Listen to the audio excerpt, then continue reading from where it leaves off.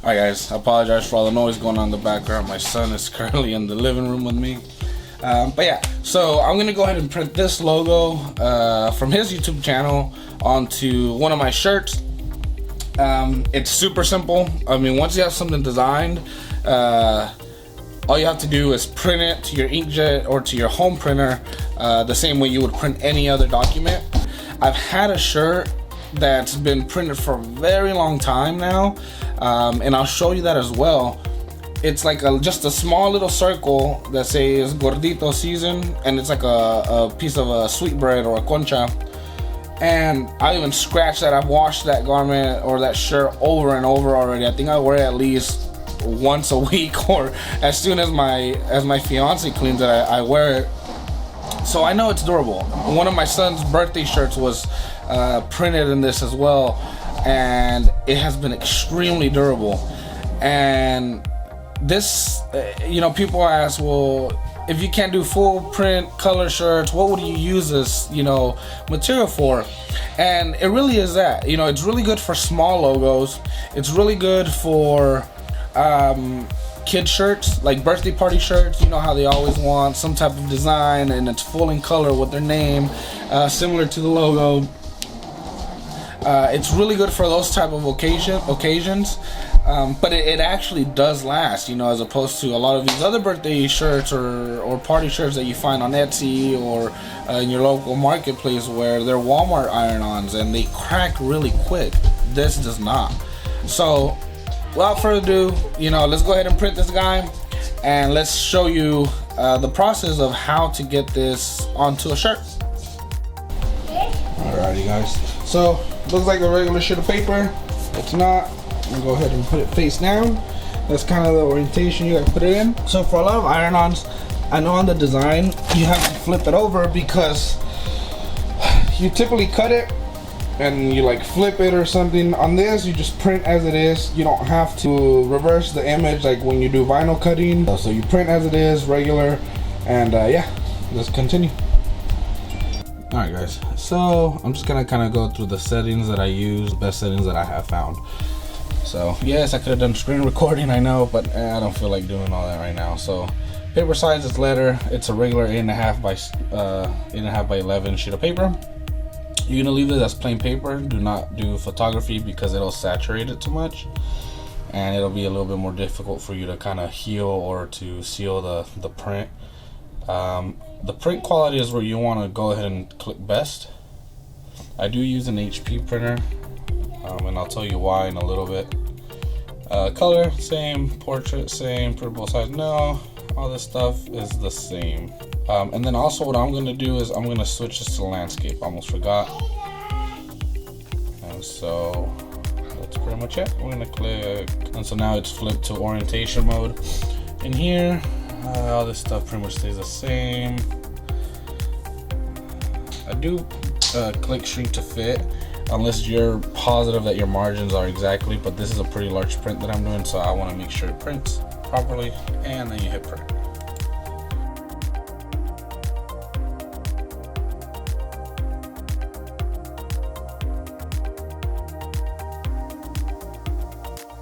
I know on the camera it looks pretty vibrant, and it is kind of vibrant, but when you put it on the garment, it becomes even more vibrant. I don't know what it is about using the heat press that kind of makes it much more colorful.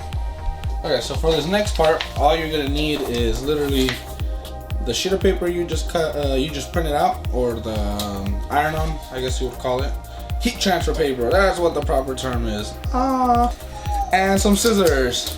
Now, is there a way to cut this out with your vinyl cutter? Yes, there is, but I will be showing you how to do that in a further video, so that you can learn how to cut out perfect silhouette shapes with any vinyl cutter.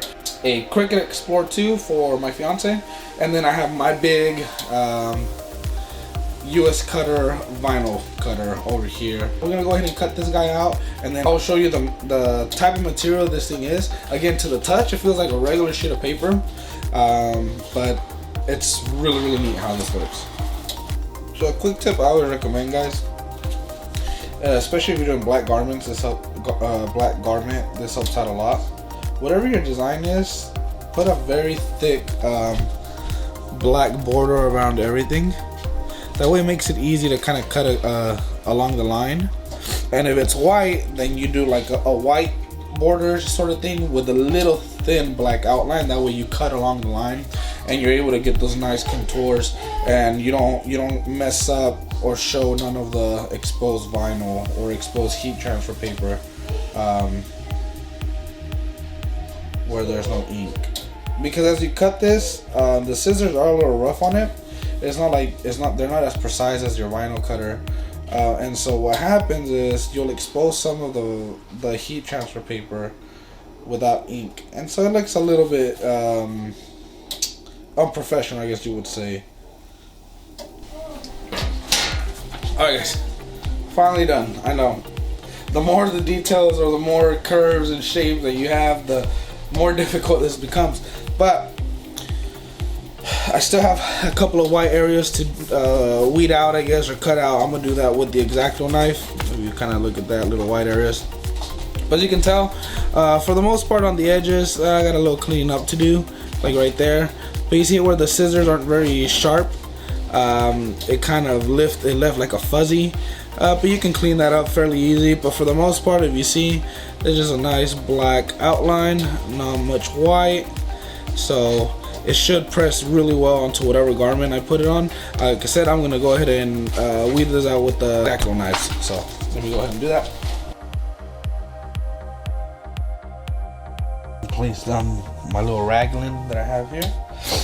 Now again, I'm just kind of doing this for demonstration. This is not a professionally made shirt. I'm just trying to, you know, for viewing purposes. I'm gonna press it down so I get the moisture out. I don't know if you can see 160, 16 seconds counting down over here. Nah, you can't see it on the camera. It doesn't even need to be that long, just a couple of seconds. So that's kind of ready.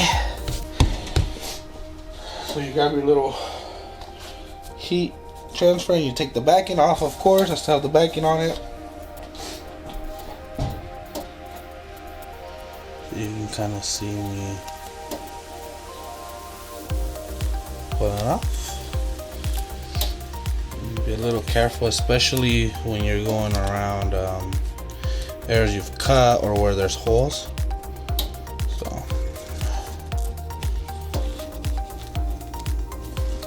and I forgot to mention, guys, there is two versions of this paper.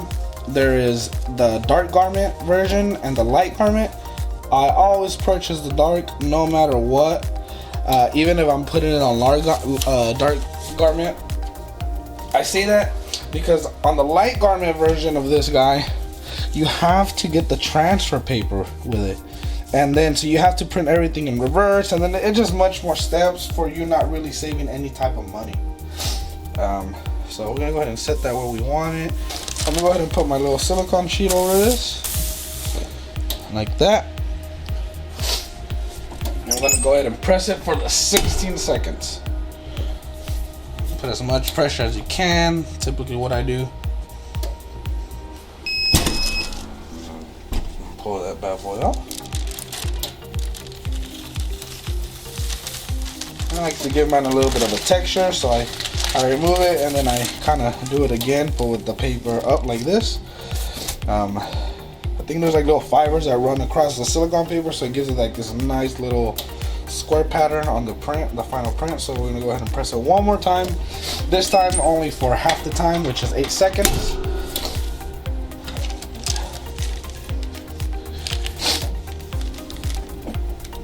Alrighty guys, we are done. Pull the silicone sheet off. That's nice and vibrant. So I don't know if you could tell from when it was laying down before I pressed it, but you can definitely tell how the color has came out now. So let me go ahead and switch camera angles and I'll show you the final print. Alright guys, so this is the final print. Check that out. Look how vibrant the colors are. I really can't explain how much more vibrant they become after it is pressed. It's hard to show it on the camera but man, these colors are super vibrant now. The material is stretchy. You know, you're not gonna rip it on the first or couple of tries. It feels nice to the touch after you heat it up. Now I will say one thing, you know, after you wear it, you know, if you don't iron it the day of wearing this, or throw it in the dryer, it will feel hard. It doesn't feel as hard as paper or crinkly like paper, but it does feel, you know, like a little bit plasticky. But a way you can fix that, or tell your clients, is, you know, if you plan on wearing it that week, just make sure you throw it in the dryer at some point, or when you iron it, turn it inside out, and just be gentle when you're ironing over it, so it can kind of heat up the vinyl and just make it stretchy again. If you guys would like me to try the light garment version, go ahead and leave a comment below. Earlier, I did tell you I use HP for printing, and I'll tell you guys why. Kind of one of those little cheat codes in life. So HP, with their newer printers, have what's called HP Instant Ink. And so what that is, you pay a monthly fee. Instead of you having to go out and buy cartridges every single time you need some, you pay a single monthly fee. I think I'm subscribed to the 50 prints a month. And I pay, I believe, $3.99, guys, a month for 50 prints. And of course, if I have rollover from the previous month, I can still use them. What's great about it is, yes, you pay one monthly fee, but the coolest thing is you don't really run out of ink. Once your printer starts kind of noticing you're running low, they automatically send you a new cartridge. I'm not affiliated with HP at all. I don't even have a code or anything. I'm just kind of, you know, raving about their services because it honestly has been a godsend. You know, ink used to be super expensive to where you couldn't really do this type of stuff at home. I mean, it wasn't cost productive. But now with this type of subscription, you definitely can. And they have different tiers. They have, you know, the one I'm using for 50 pages a month, which is $3.99 or $2.99. They have a 100 page, a 500 page. I mean, you can go on and on and on until, you know, I'm guessing even into the business level. But for somebody that's doing something from home, I definitely recommend you getting a newer HP Inkjet printer, which are not expensive at all. Make sure they have the Instant Ink logo on them, or Instant Ink Ready. Earlier I showed you what type of printer I have, and I also linked that in the description, the type of printer I'm using. It also makes everything easier because it's wireless. You don't have to ever connect the cable to your computer. I don't know if you noticed, my computer's in my living room, and my printer's in the dining room, and our heat press and everything else is in our laundry room. But definitely get an HP printer, guys.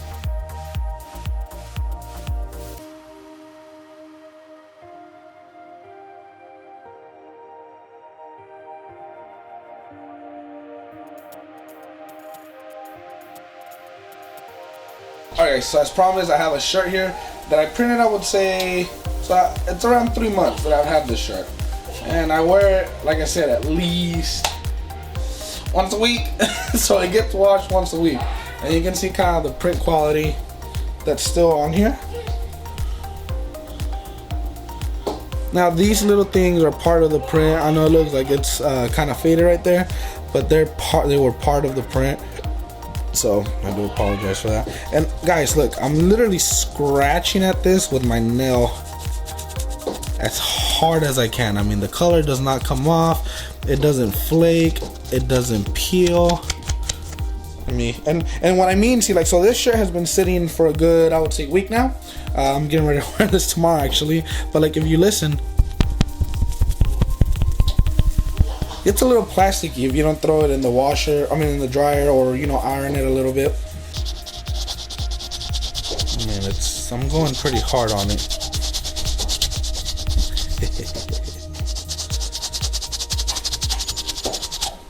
Nothing. Look at that, guys.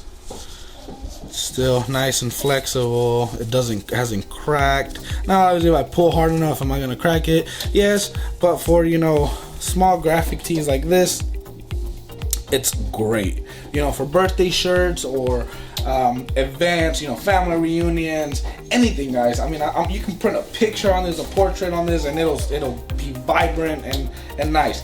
Now, I've never tried it on any other printer besides an HP printer, so please, you know, if you have, for example, a Canon, an Epson, a Brother, or whatever, I apologize if the quality is not the same. I can't, you know, vouch for those printers, but I know the HP. I've had an older version of my inkjet printer, and this is a newer one that I recently acquired, and they work great. You know, they work amazing.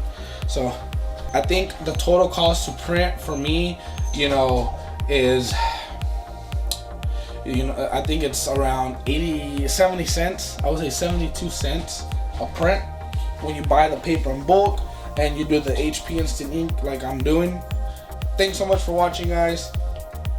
Do you like these type of videos? If so, please hit that like button. It definitely helps more than you think. Please subscribe to the channel. Comment below what type of video you'd like to see, and I would love to, you know, invest a little bit of money and investigate for you guys, and you know, get to the bottom of whatever you guys it is that y'all are thinking. Is there a product you want me to try, you know, in this industry? So anyways, thank you so much for watching, guys. I'll catch you in the next video.